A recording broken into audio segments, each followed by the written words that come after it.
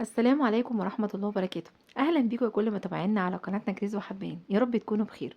النهارده هنعمل وصفة كده هتحتاجيها في الأيام اللي جاية. انت داخلة بقى على عيد وهنعمل البسكوت وحاجات نواعم العيد كلها، فهتبقي محتاجة سمنة بجودة كويسة. طب السمنة اللي موجودة على قد ايدينا هي السمنة النباتي. طب احنا عاوزين نحسن من مستواها شوية أو نحسن من طعمها شوية. هنعمل الفيديو ده هيخليكي تعملي سمنة بطعم وريحة السمنة البلدي، بخطوات بسيطة جدا هنعملها وهنوريها لكم في الفيديو كاملة.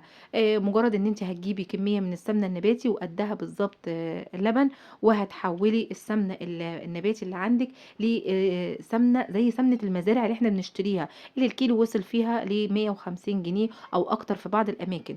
طب إيه نوعية السمنة اللي أنا استعملتها في الفيديو، وممكن تختاري ما بين إيه وإيه. طب عملنا إزاي، ضربنا إزاي السمنة وصلناها للدرجة دي، وأحسن طريقة للضرب سواء الخلاط أو الكبة أو المضرب، دي كلها ممكن حاجات تستعمليها، بس أحسن حاجة فيها إيه.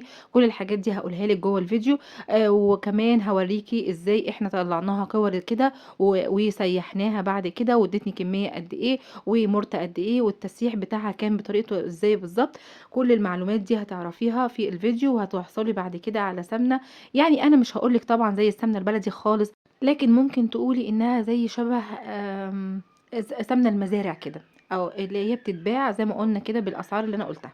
طيب انت عاوزه تعرفي بقى كل الكلام ده، يا ريت تتابعيني على وتشوفي الفيديو كامل على القناه. انا سايبه لكم اللينك بتاع الفيديو جنب علامه المثلث، تضغطي عليها هيدخلك على الفيديو كامل. وكل سنه وانتم طيبين، ودايما مع بعض بنحاول نسهل الامور.